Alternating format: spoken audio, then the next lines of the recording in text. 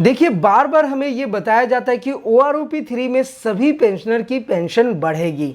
ये एक चीज हो गया। दूसरी चीज ये कही जाती है कि इस रैंक सिपाही से लेकर के ऑर्डिनरी कैप्टन तक सबको समान फिटमेंट फैक्टर है, यानी कि सबको समान बढ़ोतरी मिल रही है। और वो फिटमेंट फैक्टर क्या है? 2.53। इस कॉन्सेप्ट को ना आप अच्छे से समझिए। इसके लिए मैंने आपके लिए एक नोट बनाया हर बार की तरह।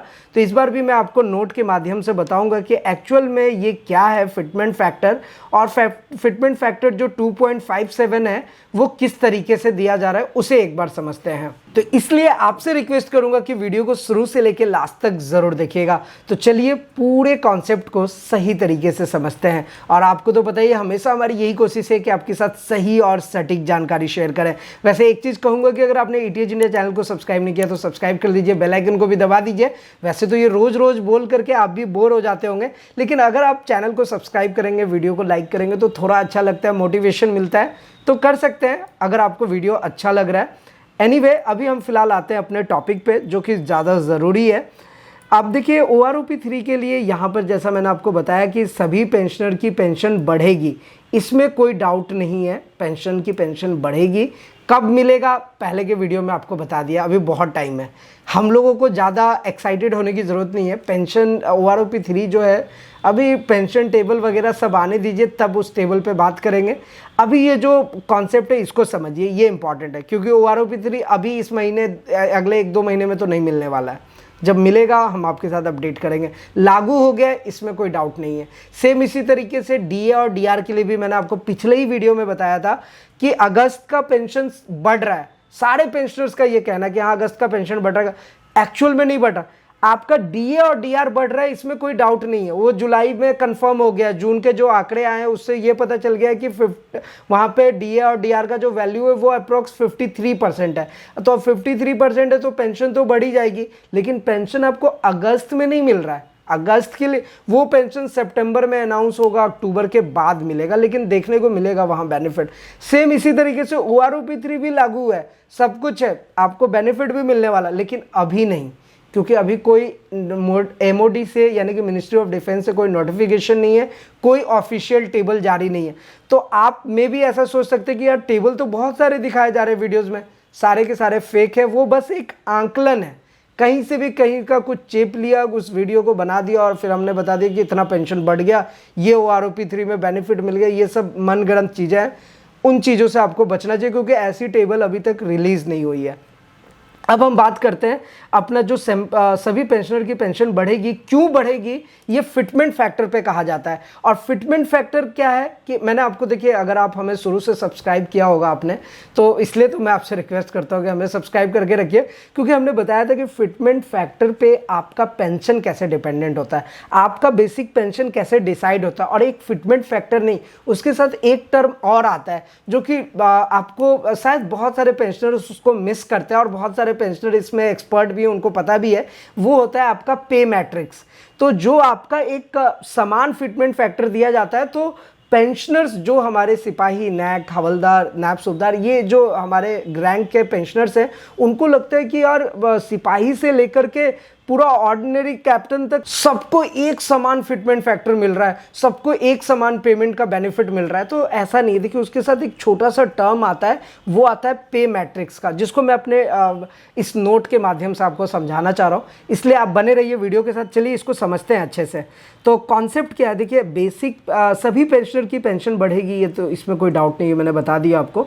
नेक्स्ट हमारा टर्म आता है कि बेसिक पेंशन एंड पे मैट्रिक्स, जो अभी मैं आपसे डिस्कस कर रहा था कि देखिए बेसिक पेंशन पे आपको एक फिटमेंट फैक्टर दिया जाता है, और फिटमेंट फैक्टर अभी क्या है 2.57, जो अभी का फिटमेंट फैक्टर है। हालांकि ओआरओपी 1 में भी देखेंगे तो 2.57 ही मिला था, ओआरओपी 2 में भी वही मिला था, ओआरओपी 3 में भी यही है। वो फिटमेंट फैक्टर क्या होता है कि आपका जो उस टाइम का बेसिक पेंशन होता है उसको मल्टीप्लाई कर दिया जाता है, तो आपको उसका बेनिफिट नज़र आता है। एनीवे, अभी इसको मैं आपको समझाता हूँ, आपको सारी चीज़ें क्लियर हो जाएंगी। तो ये जो बेसिक पेंशन है, इसमें 2.57 का फिटमेंट फैक्टर है, और इसमें एक छोटा सा लॉजिक ये है कि ये जो बेसिक पेंशन के साथ आपको 2.57 फिटमेंट फैक्टर मिल रहा है, रैंक सिपाही से लेकर के ऑर्डिनरी कैप्टन तक सबको समान फिटमेंट फैक्टर है। इसमें कोई डाउट भी नहीं है, ये सही भी है। सेम ऐसा ही होता आया है OROP 1 में भी, OROP 2 में भी, और होपफुली OROP 3 में भी यही होगा, इसमें कोई डाउट नहीं, ये यहाँ तक सही है। और देखिए उस टाइम पे 6-7 CPC की बात थी, अभी 7th CPC की बात है।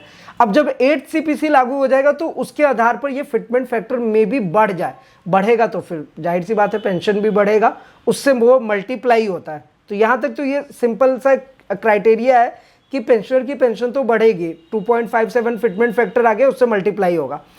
एक चीज समझिए, जो हम लोग ये कहते हैं ना कि सारे रैंक्स जो हैं, जैसे कि सिपाही हो गया, नायक हो गए, हवलदार हो गए, नायब सूबेदार हो गए, सूबेदार हो गए, सूबेदार मेजर हो गया, ऑर्डिनरी लेफ्टिनेंट, ऑर्डिनरी कैप्टन, फिर अधिकारी लेवल, सबका फिटमेंट फैक्टर क्या बताया जा रहा है, 2.57। इसके साथ अंदर की बात क्या है कि एक पे मैट्रिक्स टेबल होता है। बहुत सारे पेंशनर इसके बारे में जानते हैं और बहुत सारे पेंशनर इसको मिस भी करते हैं, तो हमारे पास कमेंट्स आते हैं इस चीज़ को।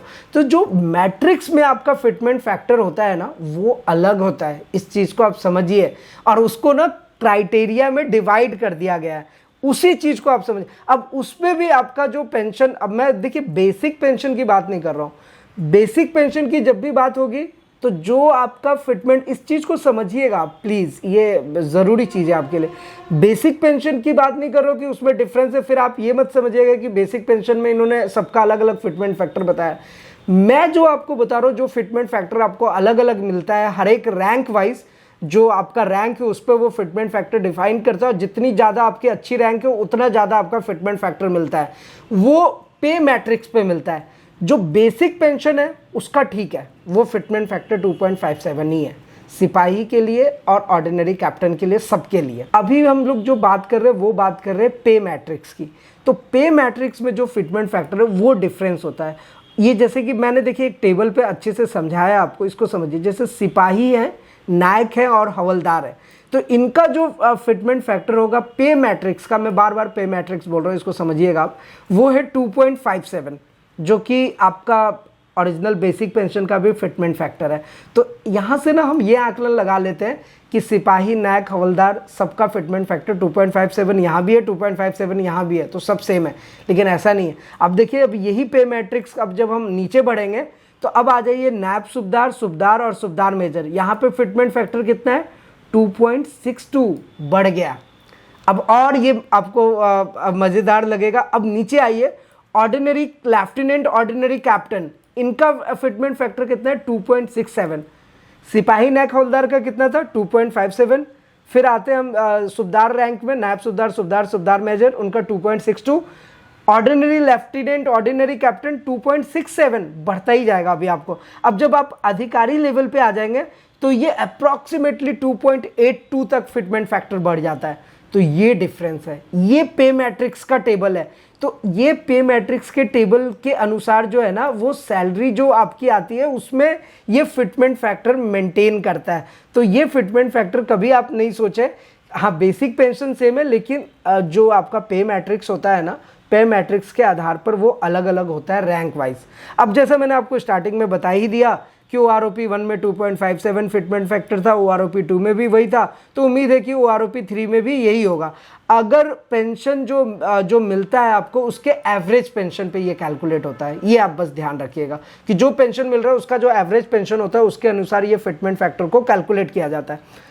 आने वाले नेक्स्ट वीडियोस में हम आपको बताएंगे कि कितना पेंशन आपको मिलेगा। अब चूंकि मिनिस्ट्री ऑफ डिफेंस और इस PCDA के तरफ से कोई भी टेबल जारी नहीं किया गया, कोई भी नोटिफिकेशन तक नहीं आया वहाँ से, तो ऐसे में टेबल बना करके मैं आपको नहीं बरगलाना चाह रहा हूँ कि आपको इतना फ़ायदा हो जाएगा, इस रैंक के वाइज ये आ जाएगा। ऐसे हम कैलकुलेट तो कर सकते हैं, लेकिन अगेन मैं आपको कहूँगा कि अभी हमें बचना है इन सारे वीडियोस से जो टेबल सभी बना करके दिखा रहे हैं, इसलिए मैं टेबल अभी आपको नहीं दिखा रहा हूँ। लेकिन अगर कुछ ऐसा होता है जिससे ये चीज़ें कन्फर्म होगी, अब क्योंकि देखिए मेरी ये कोशिश है कि जो सरकार से अपडेट आएगा वही चीज़ें हम शेयर करेंगे ताकि आपको एक्चुअल अपडेट मिले। अब ये कॉन्सेप्चुअल पॉइंट था फिटमेंट फैक्टर का, और इसके पहले के वीडियो में मैंने बताया था आपको DA और DR से रिलेटेड, जो मैंने आपको स्टार्टिंग में ही कंफर्म किया कि DA और DR में भी आपको कंफ्यूज नहीं होना है, वहाँ पर भी क्या फंडा चलता है वो आपको क्लियर है। तो ये चीज़ें अब उम्मीद है कि आपको समझ में आ गया होगा फिटमेंट फैक्टर का क्या कॉन्सेप्ट होता है और पे मैट्रिक्स पे किस तरीके से वो रैंक वाइज अलग अलग हो जाता है।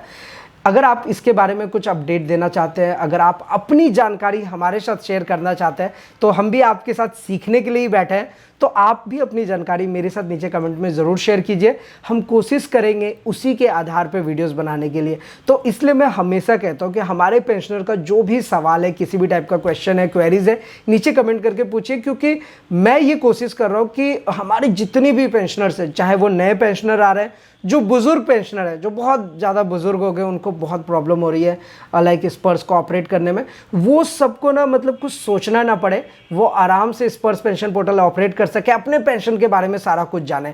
तो यही मुहिम के साथ हम लोग आपके लिए कंटेंट लाते रहते हैं। तो आप भी अपनी जानकारी हमारे साथ शेयर कर सकते हैं। कोई सुझाव, एडवाइस देना चाहते हैं, वो भी हमारे साथ ज़रूर शेयर कीजिए। अच्छा, एक चीज़ जो मैं आपको कह रहा था कि अभी OROP3, DA, DR सब कुछ बढ़ेगा, कब बढ़ेगा अभी कोई अता पता नहीं है। अभी अगस्त का महीना है, पेंशन हम लोगों को लेना है, पेंशन जो नॉर्मल आता है वही आएगा।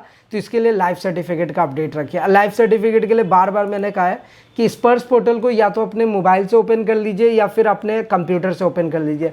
फंडा बिल्कुल सेम है कि ये अलर्ट मैसेज आपके सामने ओपन हो जाएगा। बस इसको यहाँ पे क्लिक हेयर वाले बटन पे क्लिक करना होता है। आइडेंटिफायर में एक बैंक अकाउंट नंबर सेलेक्ट कर लीजिए और यहाँ पर अपना पर्सनल नंबर या स्पर्स का PPO नंबर या EPPO नंबर, तो मैं पर्सनल नंबर सेलेक्ट करूँगा। पर्सनल नंबर सबको पता होता है, IC, regimental, GPF number. Bank account number इसलिए बोलता हूँ क्योंकि किस बैंक में आपका पेंशन आ रहा है आपको पता ही है, तो ये नंबर से आप आसानी से फीड कर सकते हैं। जीवन प्रमाण पत्र का अपडेट यानी कि लाइफ सर्टिफिकेट का अपडेट यहाँ पे चेक कर लीजिए। अगर आपका सब कुछ अपडेटेड है, कोई टेंशन लेने वाली बात ही नहीं है। आपका जैसे पेंशन मिलता था वैसे मिलता रहेगा, कोई प्रॉब्लम नहीं। यही सबसे ज़रूरी है, क्योंकि पेंशनर के लिए तो पेंशन ही आना ज़रूरी है ना। अब ये कितना बढ़ेगा, ये फ़ायदा हो जाएगा, वो फ़ायदा हो जाएगा, ये सब बात की बात है, इसमें कोई दम नहीं है। अभी सिर्फ पेंशन की बात करेंगे। तो पेंशन आपका रेगुलर आए, इसके लिए जीवन प्रमाण पत्र अपडेटेड रहना चाहिए। अब चूंकि जब से स्पर्स आ गया, पेंशनर बहुत परेशान है, रियल में ग्राउंड लेवल पे परेशान है।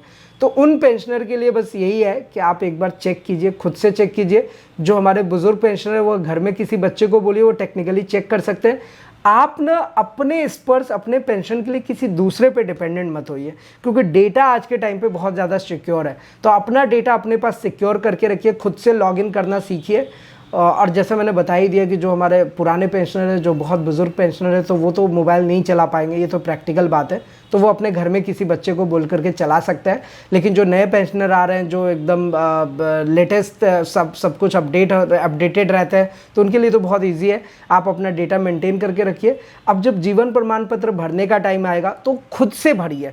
खुद से जब आप फिल करेंगे ना, आप 1-2 बार कोशिश करेंगे, आपका हो जाएगा। बहुत सारे पेंशनर सोच रहे हैं कि नहीं मेरे से नहीं हो पाएगा, तो फिर ऐसे सोचेंगे तो नहीं हो पाएगा। देखिए, मैंने बहुत इजी तरीके से आपको करके दिखाया, मतलब किस तरीके से जीवन प्रमाण पत्र मोबाइल के थ्रू आप भर सकते हैं बिना किसी दूसरे के नीड में, अकेले खुद से एक स्टेप बताया हुआ है, तो वो फॉलो कर सकते हैं। और अगर आपके पास कोई बायोमेट्रिक डिवाइस है तो स्पर्श पोर्टल से डायरेक्टली वो तो और जल्दी हो जाता है। पिछले बार मैंने वही किया था, तो वो मैंने प्रैक्टिकल बताया था। इस बार भी अक्टूबर-नवंबर के टाइम पे ये आएगा जीवन प्रमाण पत्र भरने के लिए।